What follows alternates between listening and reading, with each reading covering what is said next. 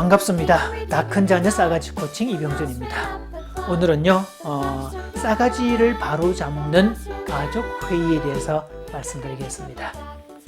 제가 쓴 다 큰 자녀 싸가지 코칭을 읽고 자녀 문제로 코칭을 의뢰해오는 그 부모들에게 제가 주는 지침 중에 한 가지가 가족회의를 실시하라 라는 내용입니다.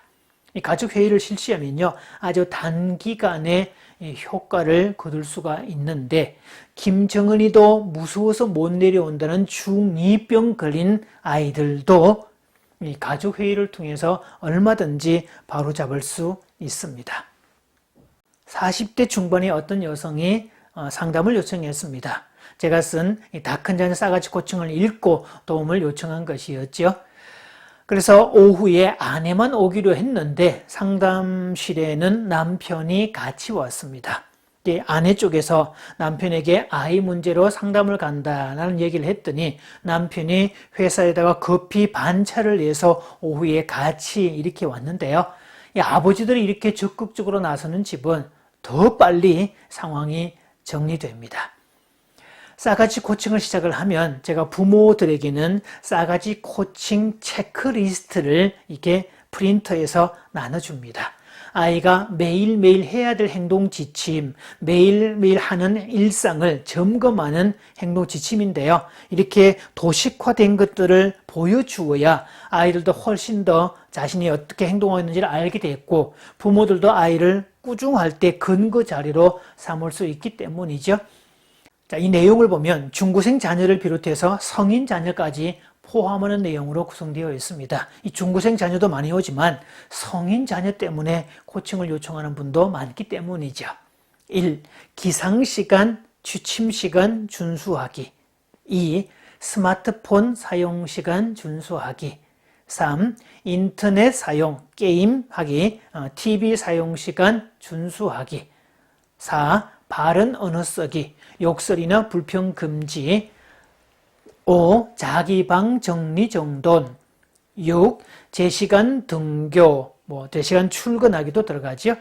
7번째, 인사하기. 인사하기는 부모가 바깥에서 들어오면 방에서 나와서 인사하는 걸 지칭합니다. 8. 집안일 돕기, 설거지, 청소 등등. 9. 꿈을 위한 일, 공부, 알바 등. 10. 독서.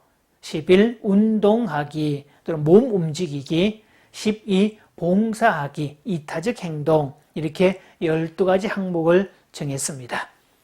자, 이 싸가지 코칭 체크리스트를 받아든 남편은 이걸 들고 집으로 바로 간 게 아니고 아내는 집으로 보내고 자기는 회사로 들러서 거기서 엑셀 작업을 통해서 그 싸가지 코칭 체크리스트를 자기 집에 맞는 상황으로 몇 가지를 수정해서 출력했습니다. 그리고 그날 밤에 아이들 둘이었는데요. 두 아이를 소집해 놓고, 그래서 지금 학업 상황과 집안에서 행동 거지에 대한 내용을 전해 듣고 앞으로 가족회의를 실시하겠다는 것을 통보하고 첫 가족회의를 소집을 한 거죠. 자, 그러면서 아이들은 이제 앞으로 아이들의 싸가지 없는 행동에 대해서도 기준과 원칙을 가지고 그렇게 다루겠다라고 얘기했었고요. 놀라운 것은 아이들이 그 자리에서 바로 예스라고 수긍했다는 사실입니다. 보통 이제 엄마에게 함부로 대하고 반항하던 중2 아들 때문에 상담을 온 케이스인데, 아버지가 주치가 돼서 가족회의를 주관하게 되면요, 이 집은 힘의 주치가 바로 정돈되게 되어 있고 아이들은 생각보다 빨리 바뀌게 되어 있습니다. 그리고 가족회의를 2번 실시를 했는데 2주 만에, 그러면서 카카오톡을 보내왔는데요, 2주 만에 우리 집은 지옥에서 천국으로 바뀌었습니다. 그렇게 내용을 보내왔는데요. 자, 사실 이런 경우는 이 가족회의가 가지는 그 효과 덕분이었는데, 그 뒤에는 아버지와 어머니가 수직체계의 상위에 있다는 것을 보여주었기 때문입니다. 자, 왜 그렇다면 가족회의를 실시하는 것이 싸가지를 바로잡는 데 효과적일까? 첫째, 몰라서 못하는 아이들이 너무 많기 때문입니다. 요즘 아이들이 싸가지가 없다, 예의가 없다, 이게 아이들의 성향이라고 볼 수도 있지만 사실 몰라서 못하는 경우도 결코 적지 않습니다. 왜냐하면 요즘 자녀들은 성장하는 과정에서 마땅히 들었어야 될 어떤 인성교육의 기본 내용들을 들은 적이 없습니다. 옛날에 대가족 시대에는 이 가족의 숫자가 많았었죠. 그래서 부모가 직접 교육을 못 시키면 조부모나 삼촌들, 형이나 언니들이 너 그러면 안 된다 이렇게 교육을 할 수 있었고요. 동네가 있어서 골목이 있어서 어르신들이 교육적 역할을 감당했었습니다. 내 집 자식이 아니라도 남의 자식이 좀 방자하게 굴면 너 내 집 자식이냐 이러면서 엄한 목소리를 내기도 했었죠. 그러나 요즘 시대는 아파트라는 독립된 공간에 있고요. 부모 자식으로 구성된 핵가족으로 구성되어 있어서 이 다른 사람과 교류하는 시간이 턱없이 부족합니다. 게다가 요즘에 학교에서도 교사들마저 마땅히 해야 될 그런 말들을 하지 않습니다. 자, 그것도 물론 나중에 한번 다루겠습니다만 교사의 권위 자체를 사정없이 잘라버린 결과에 의한 것들이죠. 자, 어쨌든 아이들은 들어야 될 말을 들은 적이 없고 그래서 뭘 어떻게 해야 될지 모르는 건데 가족회의에서 부모가 해야 될 지침을 이 얘기를 해주면 아이들은 정말 스펀지처럼 흡수한다는 뜻입니다. 자, 두 번째, 아버지의 역할을 위해서입니다. 핵가족의 장점은 부모 자식 간의 친밀감이 아주 크다는 게 장점이기도 합니다만 사실 한국 가족은 부모 자식 사이에 특히 아버지와 자녀들 사이에 교류하는 양은 턱없이 부족합니다.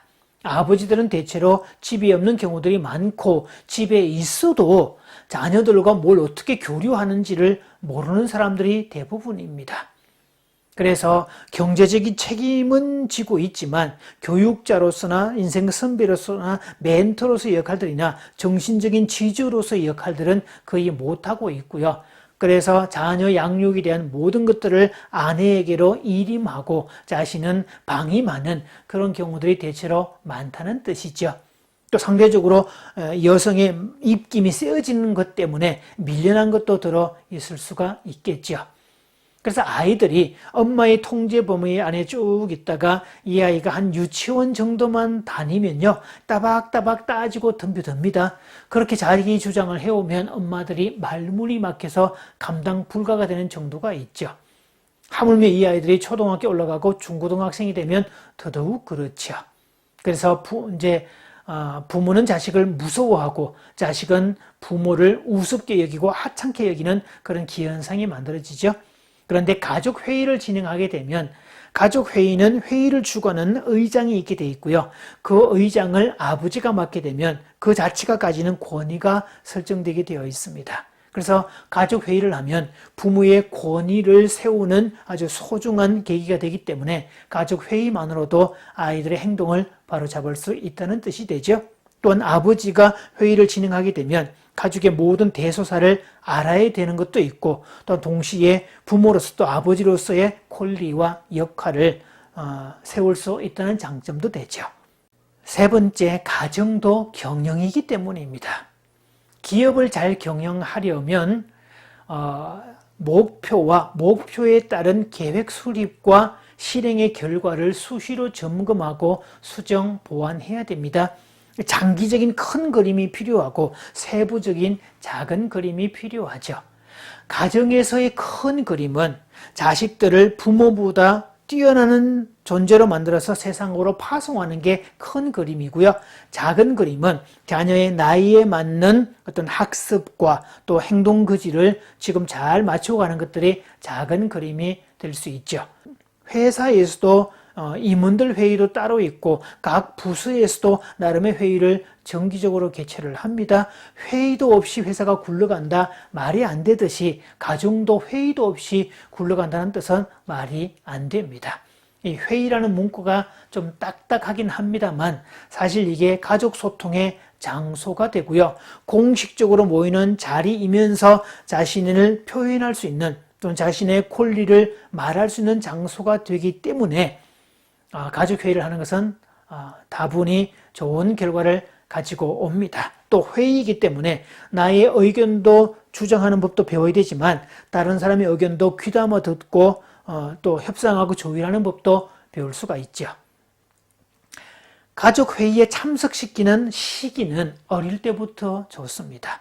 그러니까 영악이 갓난애기는 어렵겠지만 최소한 직립을 하고 말을 하기 시작하는 정도의 아이라면 가족회의에 참석시켜도 좋습니다. 인지적으로는 이해를 못해도 가족의 어떤 분위기를 알고 있기 때문에 그때부터 부모의 어떤 권위를 아이는 분위기를 체험을 할 수 있기 때문에 아주 좋다는 뜻이 되죠. 오늘부터라도 한번 이번 주말부터라도 시작을 해보십시오.